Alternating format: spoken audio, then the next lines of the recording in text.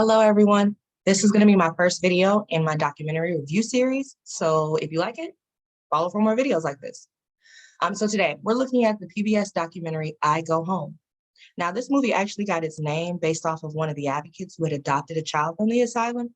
And as she stated in the documentary, and I quote, "When I met Aaron, he could barely talk. And the three words he did know was, I go home." The story follows the history of the mental asylum Pennhurst, which is located in Pennsylvania. Now, this was an institution that had a pretty long history. It actually opened its doors in 1908 and isn't going to close them for another 80 years.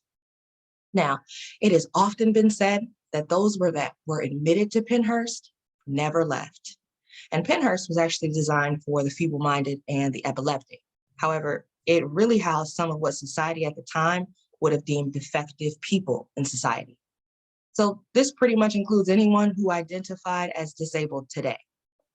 Now, at the time, there isn't a lot of options for parents who have children with a disability. So Pennhurst really felt like the best option for many of them. Now, this, of course, is keeping in mind what a parent's thought process must be, right? You're unable to properly care for them. And so maybe your child would best be suited around others that are just like them. At least I would think that would be the mindset. I mean, what would you do? Especially at the time, you have professionals who are recommending institutional living. Now, this really doesn't take into account how overwhelming this would have to be on a child who would literally have to leave everything that they know to come and have a life at an institution that is very similar to a privatized prison. Some of the most horrific things happened behind closed doors at Pennhurst. And the crazy part is no one even knew this was happening. I mean, within the movie, you learn that Pennhurst is going to house as many as 10,000 individuals within its history.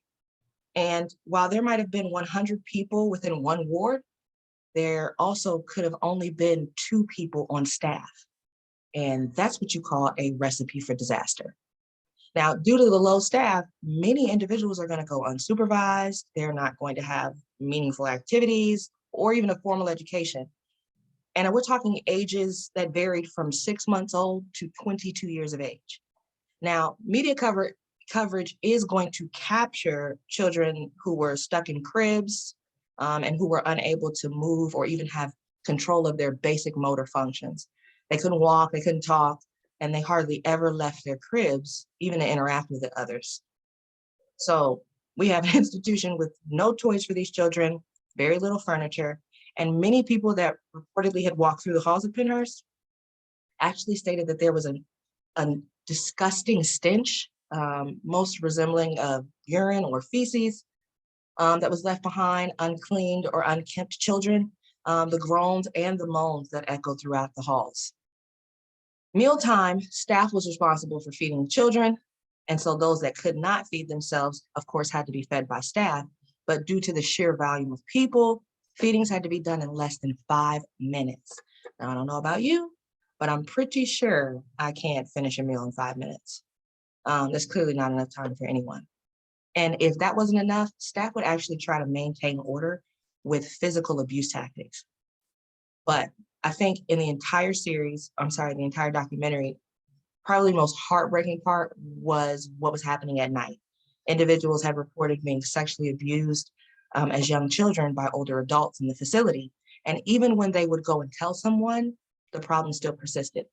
Now, my question was, how could they let this go on for so long and no one knew? Which is clearly probably something that popped up for you. I think what was happening is the parents didn't really see the worsening conditions that were happening at Pennhurst, simply because when they would visit, the children would be brought to them. And in that process, they were cleaned up to make them look more presentable. Now, eventually, due to media coverage and of course, advocacy groups that were coming in and out of Pennhurst, the courts are going to rule to shut it down, especially because they could no longer shy away from what was actually happening there due to the fact that it was plastered all over the 6 o'clock news. But this was really only made possible because of the lived experiences of some of the individuals there, as well as a lot of the advocacy work, which is what the documentary touched on.